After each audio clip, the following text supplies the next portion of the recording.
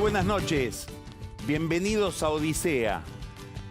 Finalmente la noticia tantas veces anunciada por más de una década, la muerte de Fidel Castro se produjo a los 90 años, terminó la vida del fundador del régimen cubano y esta muerte, más allá de lo previsible, por el momento en que se produce, por las excentricidades, las peculiaridades de la figura y de la operación de Castro, se convierte en una especie de lupa para poder mirar una cantidad de fenómenos políticos y del mundo o de la escena internacional, sobre todo en la región.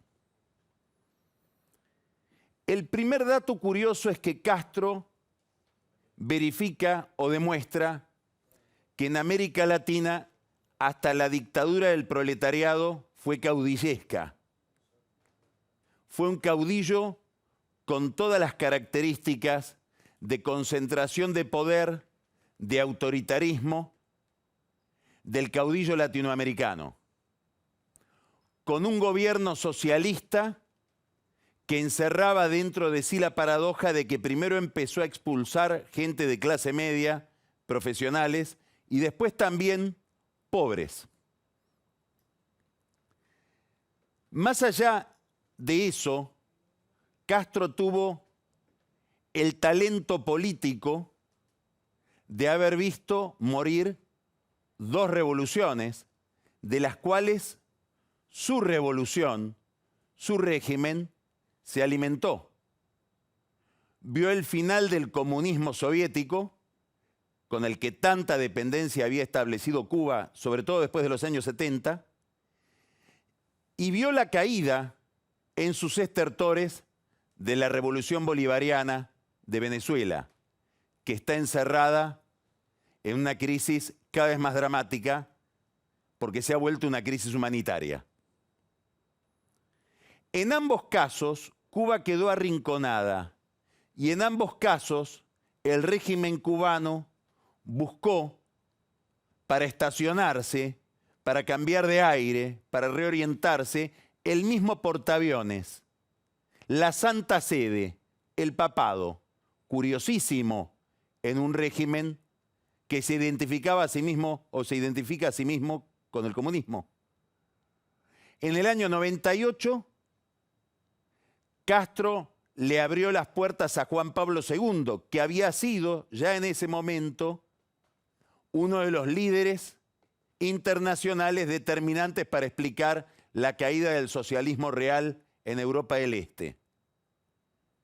En aquel momento, año 98, Jorge Bergoglio escribe, mirando la visita de Juan Pablo II a La Habana, el único libro que se le conoce, más allá de todos los textos escritos por Bergoglio, que es un análisis de los discursos de Castro y de Juan Pablo II y de las relaciones entre el comunismo cubano y el pensamiento cristiano. El segundo portaaviones lo proveyó Bergoglio.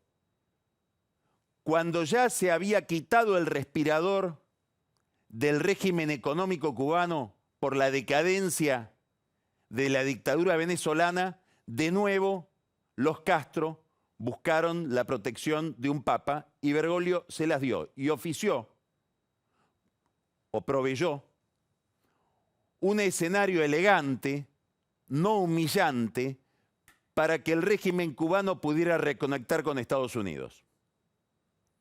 Curiosa regresión de los Castro hacia su infancia, porque ambos, Fidel y Raúl, habían sido formados por sacerdotes y por sacerdotes jesuitas. Castro, Fidel y Raúl tienen como peculiaridad una gran plasticidad. Lograron interpretar la escena e ir modificando su rol y su comportamiento según esa escena se los iba indicando. Miraron el espejo de China, la idea de ir girando hacia una especie de capitalismo estadocéntrico que puede ofrecer negocios, pero no puede ofrecer todavía derechos humanos. Pero a diferencia de la reforma china, en el caso de Cuba, Fidel Castro no pudo producir una renovación generacional. Tuvo otra peculiaridad dentro del largo listado de rarezas que podemos ver en este caudillo. A diferencia de Franco, a diferencia de Perón, a diferencia de Chávez, se retiró del poder antes de morir. Pero en vez de generar una renovación generacional, abrió otro interinato, porque le entregó el poder a su hermano, una revolución que además de caudillesca fue también nepotista. Con lo cual, a la pregunta sobre la muerte de Fidel Castro se abrió otra pregunta sobre la muerte de Raúl Castro. Sin embargo, Raúl Castro despejó esa incógnita y anunció que no se va a reelegir, con lo cual, en 2 años, Raúl Castro va a ser sucedido, no sabemos por quién. No aparece claro quién va a ser el sucesor del hermano menor y ahora líder único del régimen cubano, que es Raúl. Importa menos el nombre que el método, porque la gran pregunta que se abre sobre Cuba es si será posible que un nuevo líder, que no se llame Castro, tenga legitimidad sin elecciones libres y sin una competencia entre partidos. Porque con Fidel Castro murió, en parte, la legitimidad que algunos le conceden en Cuba a la propia revolución. Y se abre una gran incógnita respecto de si ese régimen podrá sobrevivir sin emprender el camino de la democracia que por tanto tiempo viene evitando. Ahora, Fidel Castro se retiró y se retiró en serio, porque le permitió a su hermano iniciar 2 procesos con los cuales muy probablemente Fidel no estaría del todo de acuerdo. El primero, desactivar a la FARC y aconsejarles ir por el camino de la democracia formal, convertirse en partido político. En Cuba se tendió la mesa donde se negociaron los acuerdos entre el gobierno de Juan Manuel Santos y la guerrilla colombiana. Una guerrilla que se había inspirado en la Revolución Cubana. De ese proceso nace otro proceso, porque el presidente Santos promovió el acercamiento de Washington, que tanto había protegido a los gobiernos colombianos, con Cuba. Y esta es la segunda operación que Raúl Castro realiza, seguramente con alguna disidencia de su hermano que acaba de morir. El reacercamiento de Cuba con los Estados Unidos, la reapertura de las embajadas. Claro, esta mesa que sirvió para el reacercamiento de Cuba con los Estados Unidos bajo el protectorado de Bergoglio, que sirvió para las negociaciones de paz en Colombia, extiende ahora este tablero hacia Venezuela, porque también estos actores, el gobierno de Obama, Colombia, Bergoglio, están involucrados en la mediación venezolana para evitar una guerra civil con un régimen de Maduro que se vuelve más patéticamente autoritario. Ahora, claro, el reacercamiento con Cuba tuvo un precio o un costo inimaginable probablemente para Obama. Yo le pido que preste atención a estos números que son muy interesantes. Hillary, en esta elección contra Trump, Hillary Clinton, sacó 248.000 votos más que Obama en 2012.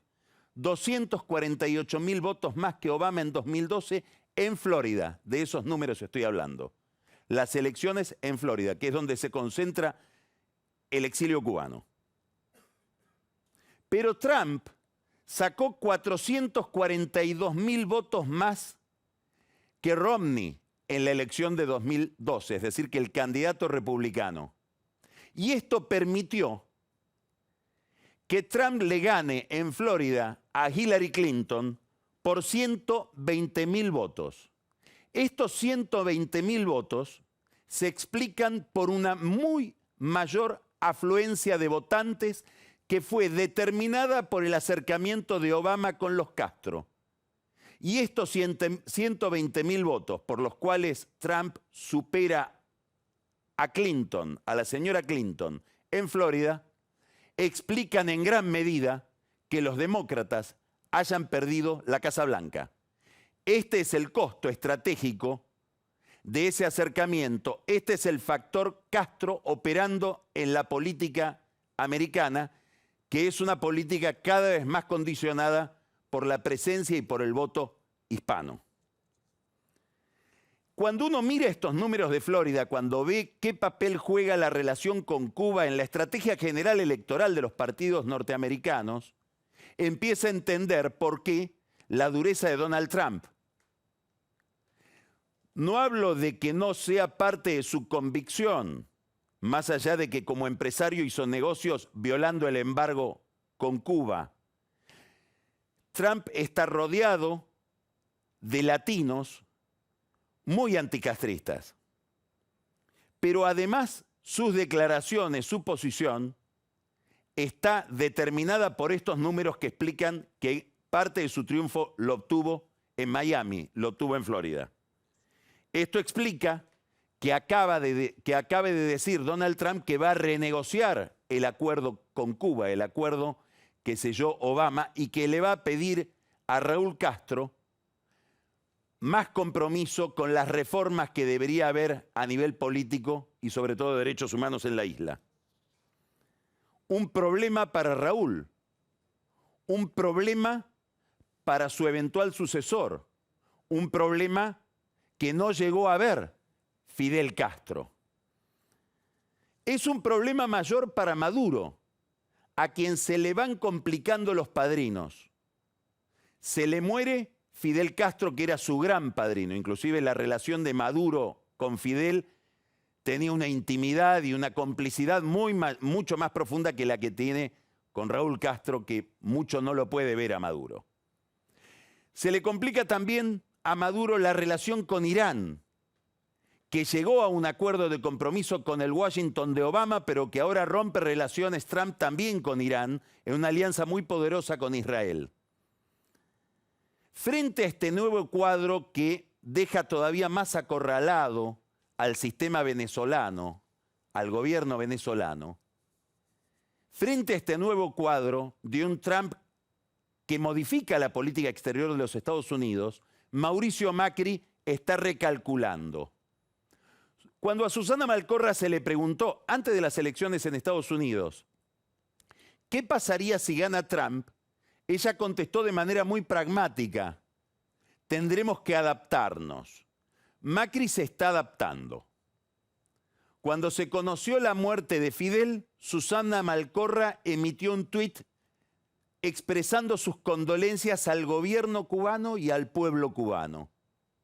Macri primero se resistió a expresar cualquier condolencia y después su equipo lo convenció de emitir un tuit. Y ese tuit manifiesta su pésame al gobierno cubano, pero no al pueblo cubano. Y en esto el tuit del presidente es distinto del tuit de Malcorra. Como si para Macri, a diferencia de Malcorra, no hubiera nada que lamentar en el pueblo cubano acerca de la muerte de su dictador. ¿Es el Macri de siempre o es un Macri nuevo, más a tono con el nuevo orden que impone Donald Trump?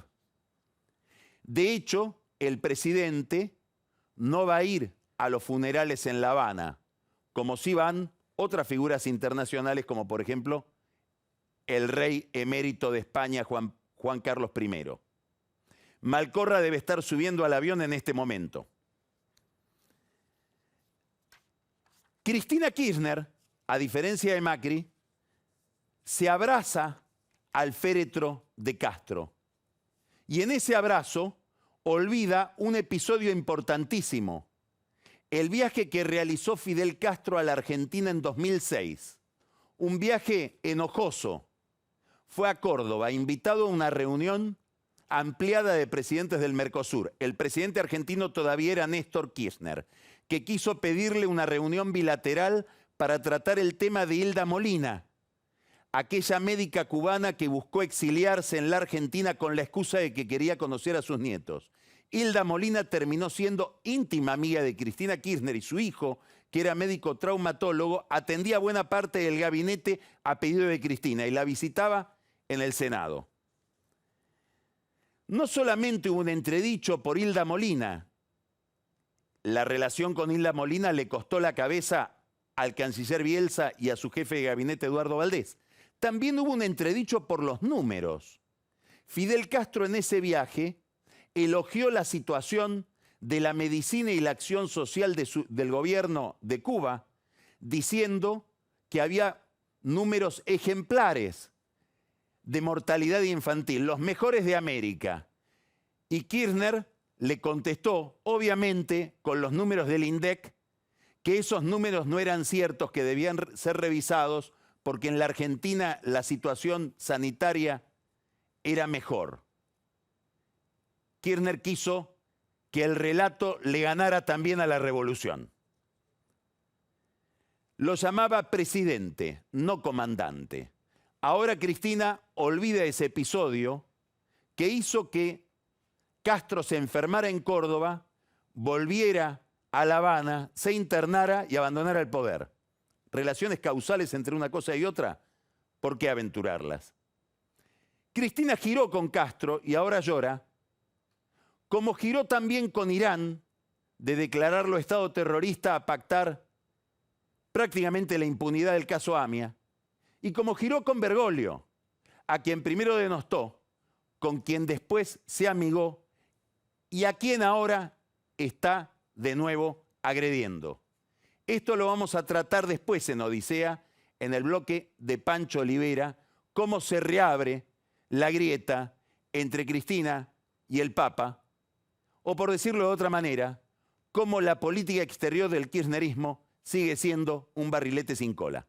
Empezamos Odisea con una conversación muy interesante con un empresario coreano, inmigrante, que ha hecho una gran carrera personal y profesional en Buenos Aires y que nos va a ayudar a pensar el sistema productivo argentino con ojos coreanos. Ya empezamos.